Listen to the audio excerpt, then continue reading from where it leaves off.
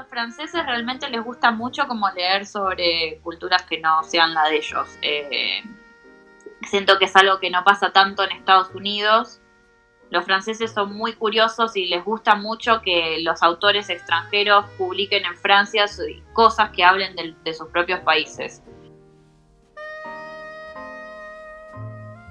Nuestra región es muy diferente a Europa y Francia, pero en sí las problemáticas o los temas que nos atraviesan y que nos perturban un poco son los mismos, terminan siendo siempre los mismos.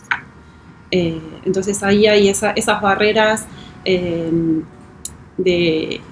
culturales o idiosincrasias de la gente, queda de lado porque después siempre el tema es el mismo. O sea, el amor, la incertidumbre del trabajo, decisiones de maternidad o no. Y me flasheó la cultura de historieta que hay, que, bueno, es obvio, ¿no? Pero gente de cualquier edad que tiene su biblioteca, en toda casa no falta nunca la sección de... Totalmente.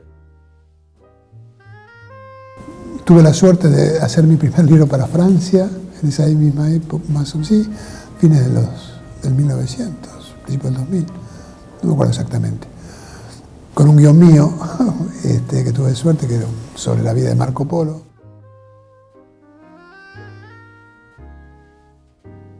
Ahí empecé a trabajar con Diego Greenbaum, a hacer las historias de diagnósticos, y después nos fuimos a Angoulême, nos salió la residencia de la Maison des Auteurs de Angoulême, y ahí me quedé, hace 10 años de esto, ahí me quedé en Francia.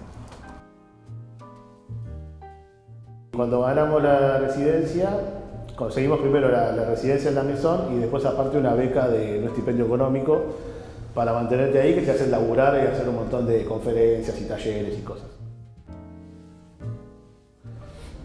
Y con eso nos mantuvimos y nos trajimos algo de plata. Uno de los atractivos del Nouvel Observateur en esa época para mucha gente era poder seguir las aventuras de la mujer sentada.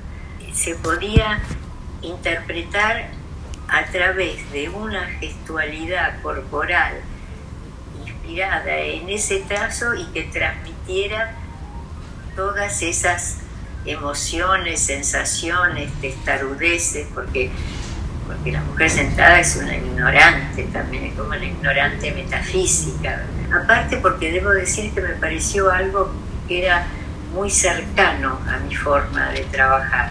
Eran todos impulsos, emociones, estados, contradicciones. Se convirtió en algo, una cosa muy franca. Era un removedor culturalmente también. Todos los editores con los que yo trabajé en Francia, casi todos, es sí o no. A lo sumo te dan la opinión de lo que les parece, pero no te dicen cambiame esto, mejorale tal cosa, cambiale el final. Eso me pasó con los yankees, por eso yo no trabajo con los yankees. No creo que piense en el lector francés, creo que lo que intento hacer es entender mejor lo que ellos quieren decir y cómo eso puede ser, se puede entender realmente. O sea, es lo que siempre es difícil cuando estás escribiendo o creando algo, es entre lo que tú sientes, cómo consigues plasmarlo y lo que realmente van a percibir. O sea, que no es la óptica de gustarle a un lectorado francés, sino realmente ayudarles a que consigan ellos mismos formular cosas de manera más precisa, plasmar esas ideas para que sean más, para acercarse mucho más al significado que ellos tenían pensado. ¿Cómo se encontró mi material con el público francés? Fue como muy de a poquito y me parece que siempre todo esto es una construcción, ¿no? Nosotros publicamos primero Alguien Triste con Ínsula y al comienzo costó un montón. No anduvo muy bien en principio el libro porque en Argentina Alguien Triste yo empecé a subir a las redes sociales. la tira. Y entonces ahí se fue construyendo un público. La gente se empezó a copar y ya lo conocía. Y en un momento la gente por ahí me cruzaba en un festival y me decía, vos sos el de Alien Triste, ponele.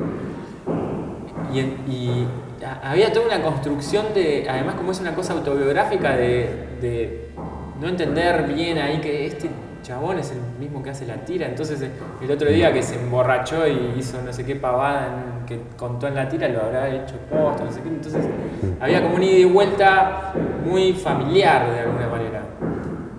En cambio en Francia fue de golpe ¡tum! Un segundo libro de una editorial discreta para lo que es el mercado francés, que es un monstruo. Esa es una de las cosas que te dejan medio como paralizado, como que decís. Bueno, una de las cosas que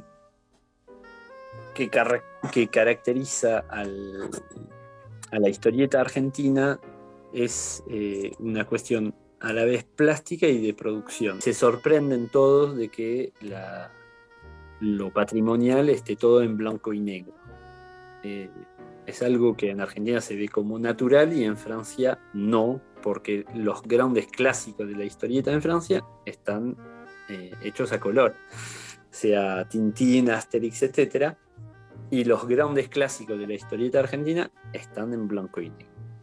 Es una cuestión plástica de producción, vamos a decir, pero no menor, porque influyó en una de lo que para mí es una de las grandes características de la historieta argentina tradicional, que es los grandes maestros del blanco y negro que supo generar Argentina. Había venido a la Argentina Elizabeth Jarosz, ella era muy amiga es muy amiga de Eduardo Oreste. Ella había trabajado con argentinos. Entonces le pide a Eduardo también que le presente a otra gente para ver proyectos. Y Eduardo, me sugiere a mí, nos encontramos con Elizabeth ahí cerca de la Bond Street, y hablando de un poco de lo que le podía presentar. No solo era historieta, que es muy genial, sino que te dabas cuenta que dentro de la historieta estaba eso más de artista, de una artista plástica, de material a un nivel súper interesante, y lo narrativo también. Entonces, si sos una persona un artista, ¿no? Dibujante, un realizador o realizadora, que estás concentrada en la obra, a veces, todo lo que es la autogestión te saca de juego. Con Trillo, claro, teníamos en claro eso, que los franceses compraban historias diferentes a lo que ellos hacen. Entonces historias de Latinoamérica, o de eso, la dictadura, o de cosas más testimoniales. Empezaron novelas gráficas así, de testimonial, me molesta tener que ponerme la pluma para vender un libro a los franceses. Yo digo ponerme la pluma a venderle los desaparecidos, venderle la dictadura, el Che Guevara, ¿no? Como algo social, antropológico, que los tipos de repente dicen, ¡ay, qué interesante los conflictos Latinoamérica! ¿No? Y si no es eso, no estoy comprando otra cosa. Que durante mucho tiempo se sentía así.